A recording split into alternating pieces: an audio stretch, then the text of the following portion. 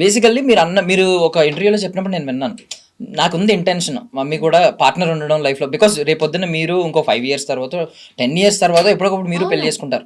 అప్పుడు ఎంతైనా ఇప్పుడు మీరున్న ఎఫెక్షన్ ఎంతో కొంత ఇంకో పర్సన్ యాడ్ అవుతారు, ఇంకొక ఫ్యామిలీ కింద డివైడ్ అవుతుంది, కొంచెం తగ్గుతుంది. అప్పుడన్నా మీకు ఈ వస్తూ ఉంటది.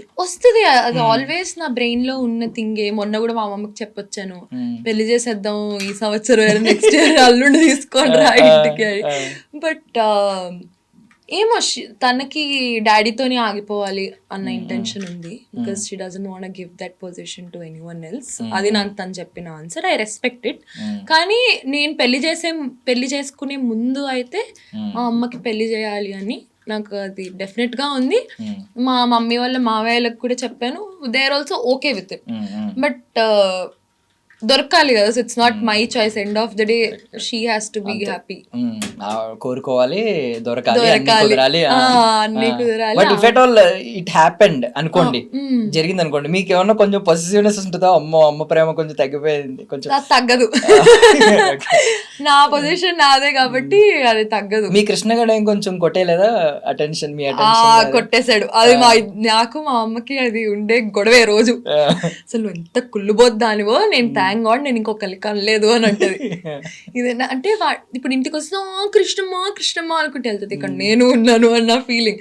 సో కృష్ణగాడు అంటాను, నేను కదా ఫస్ట్ కూతురు నీకు, వాడి తర్వాత కదా వచ్చాడంటే, వాడి పాపం కుక్క, వాడికి నోట్లోంచి మాట రాదు. సో ఆబ్వియస్లీ వాడికి ఇంకొంచెం ఎక్స్ట్రా ప్రేమ ఇవ్వాలి, వాడు ఎట్లా చెప్తాడు అని. సో వాడి మీద నాకు చాలా ఖర్చు అనమాట. వాడు మా అమ్మ ప్రేమని కొంచెం సగం అటు తీసుకున్నాడు అని.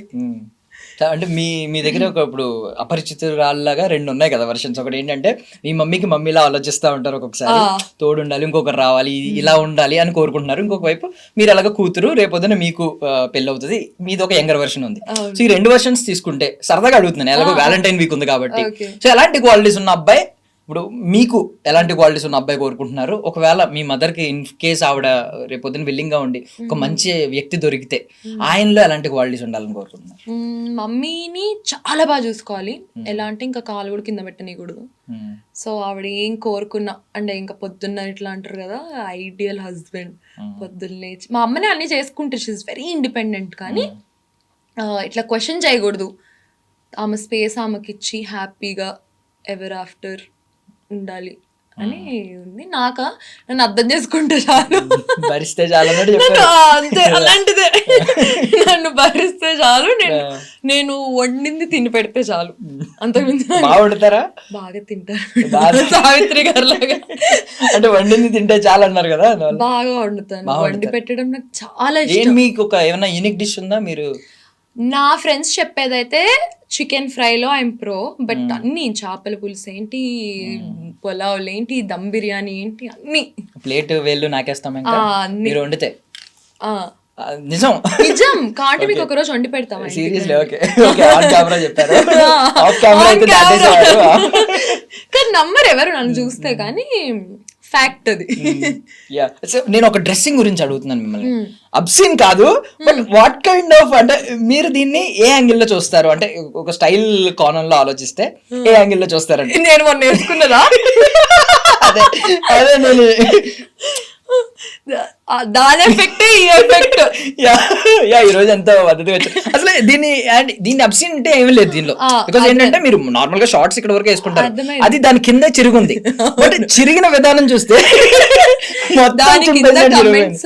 కుక్కలు చింపేసాయా, డబ్బులు ఎక్కువ అయిపోతే పాపం ఇంతేనేమో అన్ని చూసాక కంటెంట్ ఇచ్చాను అనుకోండి అనుకున్నా. అయితే మొన్న నా స్కిన్ డాక్టర్ పాపం తను ఎప్పుడు ఏం మాట్లాడదాను సమత అని చెప్పి. సో షీస్ లైక్, నేను వెళ్తే కాదురా నిన్ను ఇలానే కెట్టారు, ఎంత అందంగా ఉన్నా చూడు, ఇలాగే ఎందుకు నీకు అంటే. ఆ రోజు అసలు నాకు ఎందుకో డెనిమ్ మీద డెనిమ్ వేసుకోవాలనిపించింది. అదొక బోట్లో ఈవెంట్ అనమాట, మా అమరావతికి ఆహ్వానం. సో ఆ రోజు ఎందుకు నాకు డెనిమ్ మీద డెనిమ్ వేసుకోవాలనిపించింది. వేరే డెనిమ్ ఏమో టైట్ అయిపోయింది, వేరేదేమో కరెక్ట్ కలర్ ఇదే సెట్ అయింది.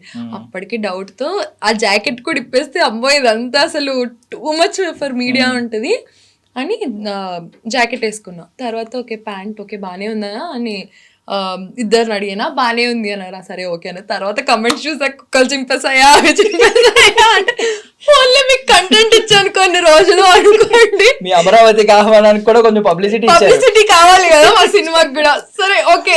బట్ అంటే మీ ఆలోచన ఎలా ఉందనే తెలుసుకోవాలనుకున్నాను నేను. అంటే అసలు నిజంగా అబ్సినిటీ ఏం లేదు, మీ ఏంటంటే మోకాల వరకు బానే ఉంది, మోకాల కింద చిరిగింది మొత్తం, బట్ మొత్తం చిరిగిపోయింది అక్కడ.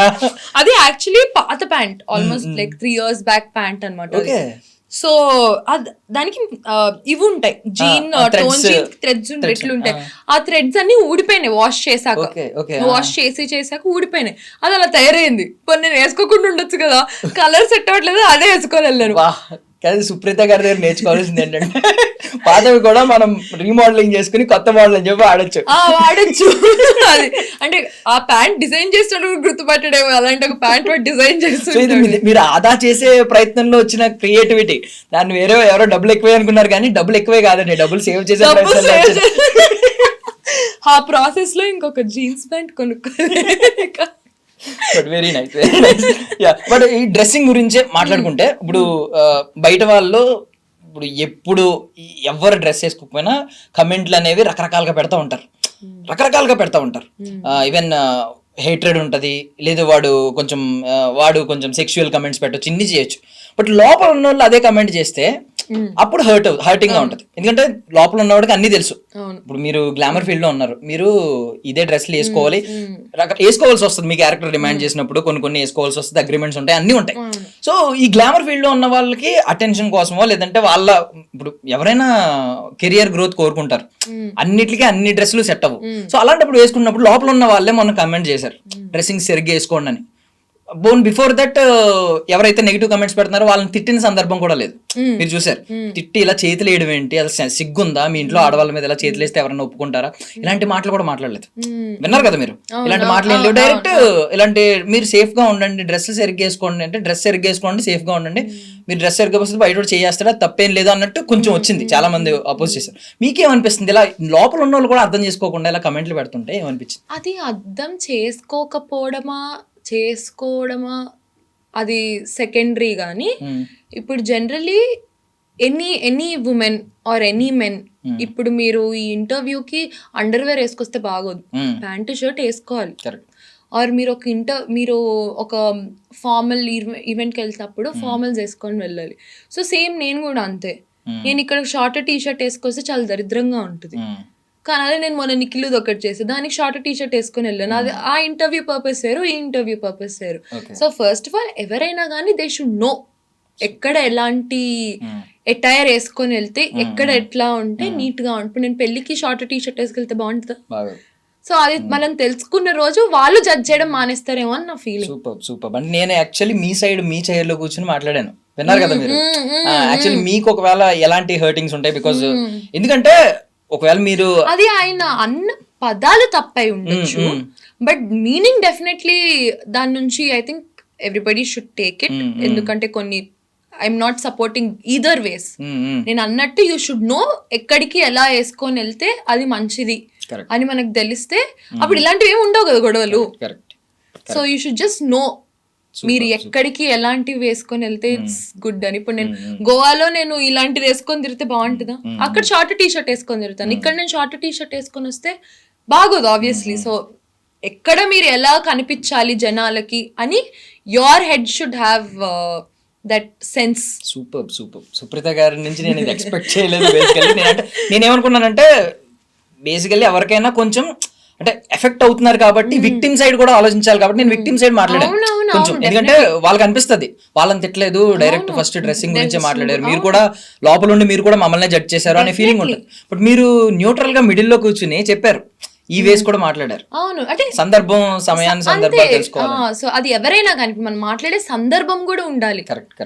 ఇప్పుడు నేను ఒక 10 మంది ముందు you can't just talk about a women ఎట్లా పడితే అట్లా.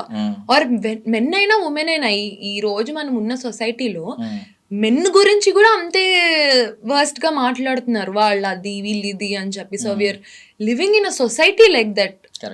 సో మన పని మనం ఏదో చేసేసుకొని వెళ్ళిపోయి నీకు ఆ మెచ్యూరిటీ ఉంటే ఇలాంటివి ఏవి అవ్వవు. అది ఎప్పుడు ఎవరు ఎలా తెలుసుకుంటారో నాకు తెలియదు. చాలా బాగా చెప్పారు అసలు, సూపర్.